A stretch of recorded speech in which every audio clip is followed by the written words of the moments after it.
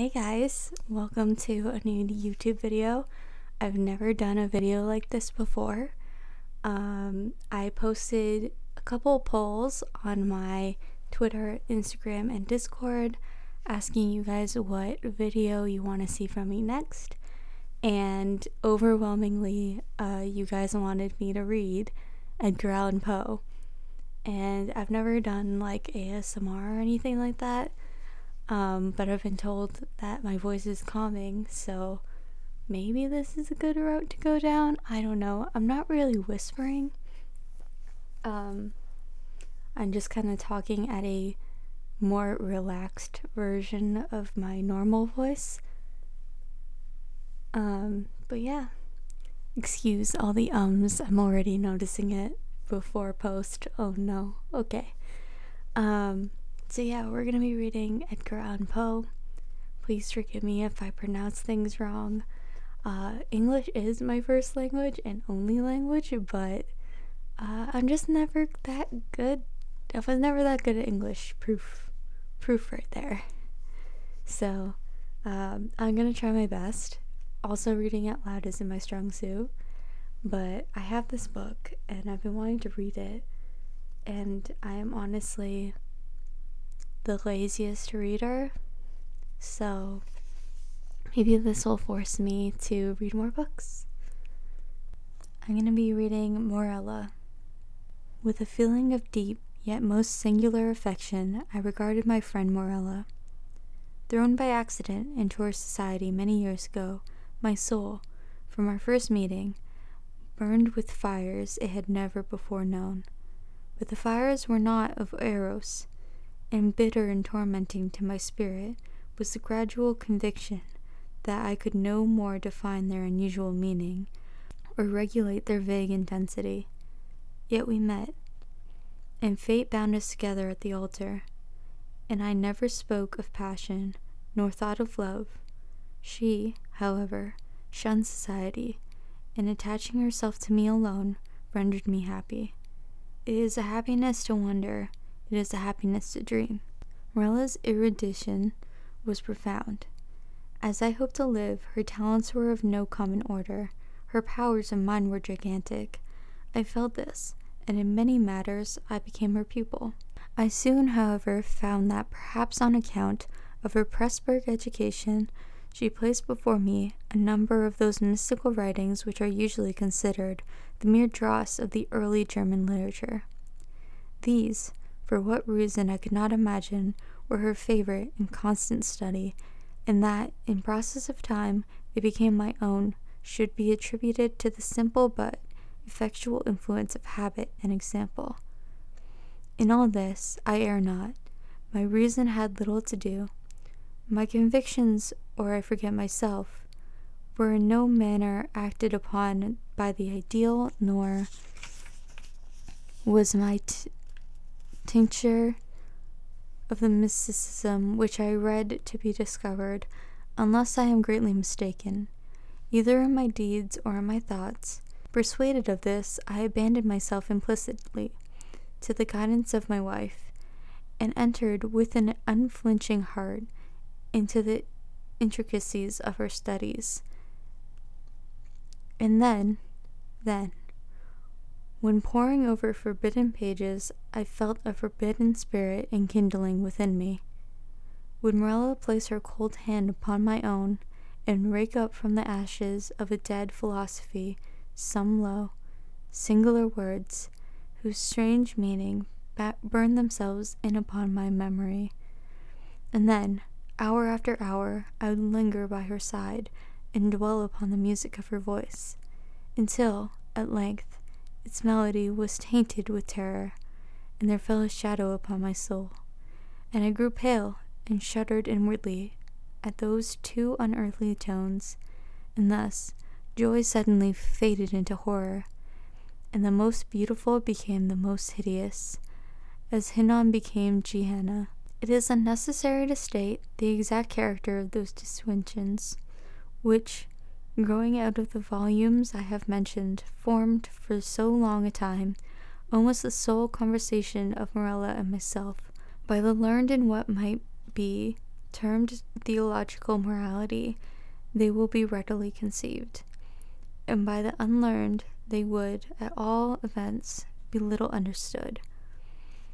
The wild fanthesium of Fichet, the modern field of Pythagoreans, and above all, the doctrines of identity, as urged by Schelling, were generally the points of discussion presenting the most of beauty to the imaginative Morella. That identity which is termed personal, Mr. Locke, I think, truly defines to consist in the saneness of rational being, and since by person we understand an intelligent essence having reason, and since there is consciousness which always accompanies thinking, it is this which makes us all to be that which we call ourselves, thereby distinguishing us from other beings that think, and giving us our own personal identity. But the principium individuationis, the notion of identity, which at death is or is not lost forever, was to me, at all times, a consideration of intense interest, not more from the perplexing and exciting nature of its consequences than from the marked and agitated manner in which Morella mentioned them. But indeed, the time had now arrived when the mystery of my wife's manner oppressed me as a spell. I could no longer bear the touch of her wan fingers, nor the low tone of her musical language, nor the luster of her melancholy eyes, and she knew all this, but did not upbraid. She seemed conscious of my weakness or folly, and smiling, called it fate. She seemed also conscious of a cause, to me unknown, for the gradual alienation of my regard, but she gave no hint or token of its nature. Yet was she woman, and pinned away daily. In time the crimson spot settled steadily upon the cheek, and the blue veins upon the pale forehead became prominent.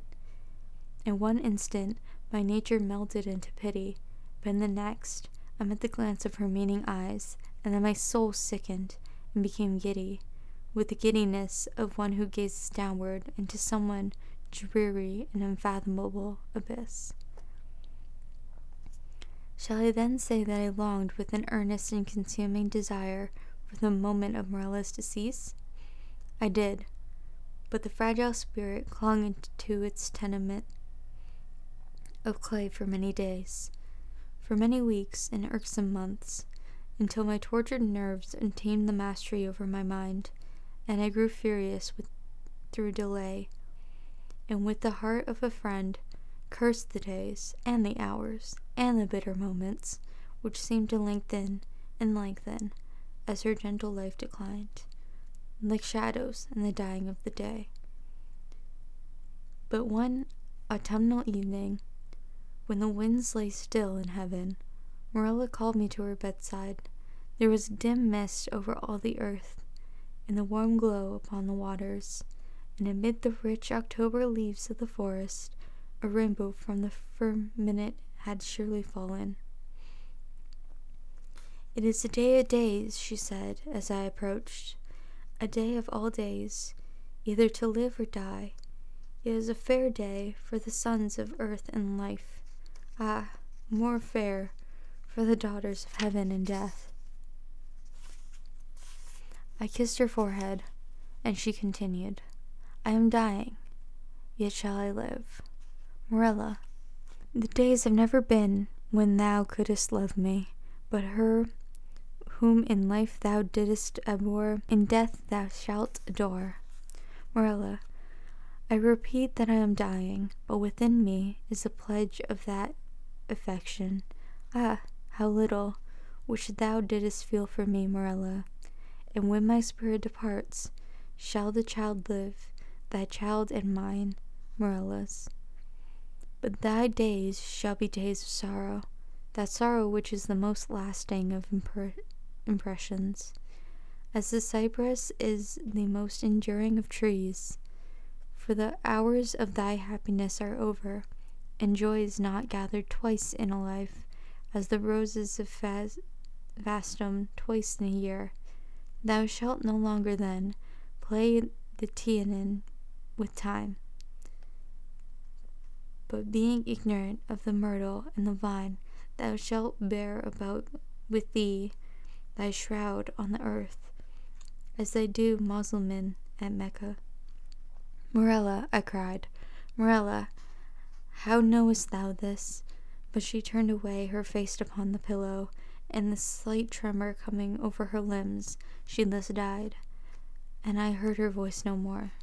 Yet, as she foretold, her child, who which in dying she had given birth, which breathed not until the mother breathed no more, her child, a daughter, lived, and she grew strangely in stature and intellect, and was the perfect resemblance of her who had departed.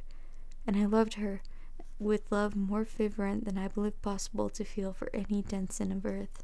But ere long, the haven of this pure affection became darkened, and gloom, and horror, and grief swept over in clouds. I said the child grew strangely in stature and intelligence. Strange, indeed, was her rapid increase in bodily size, but terrible, oh terrible, were the tumultuous thoughts which crowded upon me while watching the development of her mental being. Could it be otherwise, when I daily discovered in the conceptions of the child the adult powers and faculties of the woman? When the lessons of experience fell from the lips of infancy, when the wisdom of the passions of maturity I found hourly gleaming from its full and speculative eye, when I say all this became evident to my appalled senses, when I could no longer hide it from my soul, nor throw it from those perceptions which trembled to receive it, is to be wondered at that suspicions of a nature fearful and existing crept in upon my spirit, or that my thoughts fell back aghast upon the wild tales and thrilling theories of the entombed Morella. I snatched from the scrutiny of the world a being whom destiny compelled me to adore, and in the righteous seclusion of my home watched with agonizing anxiety over all which concerned the beloved. And, as years rolled away, I gazed day after day upon her holy and mild, eloquent face, and pored over her maturing form. Day after day I discovered new points of resemblance in the child to her mother, in the melancholy and the dead, and they hourly grew darker, these shadows of similitude, and more full, and more definite, and more perplexing, and more hideously terrible in their aspect, for that her smile was like her mother's, I could bear, but then I shuddered at its too perfect identity, that her eyes were like Morella's, and I can endure, but they too often looked down into the depths of my soul with Morella's own intense, bewildering meaning, and in the contour of a high forehead, and in the ringlets of the silken hair, and the wan fingers which buried themselves therein, and in the sad, musical tones of her speech, and above all, in the phrases and expressions of the dead on the lips of the loved and the living, I found food for a consuming thought, and horror for a worm that would not die. Thus passed away into lustra of her life, and yet, as my daughter remained nameless upon the earth, my child and my love were the designations usually prompted by a father's affection, and the rigid seclusion of her days precluded all other intercourse. Morella's name died with her at death. Of the mother I had never spoken to the daughter. It was impossible to speak. Indeed, during the brief period of her existence, the latter had received no impressions from the outer world, save such as might have been afforded by the narrow limits of her privacy. But at length the ceremony of baptism presented to my mind, in its unnerved, agitated condition, a present deliverance from the terrors of my destiny. and at the baptismal font I hesitated for a name. And many titles of the wise and beautiful, of old and modern times, of my own and foreign lands, came thronging to my lips, with many, many fair titles of the gentle and the happy and the good. What prompted me then to disturb my memory of the buried dead? What demon urged me to breathe that sound which, in its very recollection, was wont to make ebb the purple blood in torrents from the temples to the heart?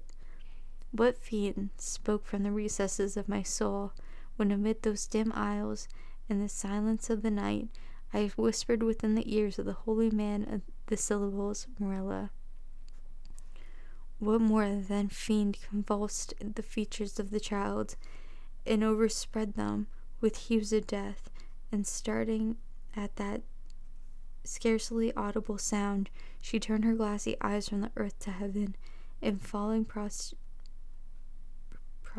on the black slabs of our ancestral vault, responded, I am here.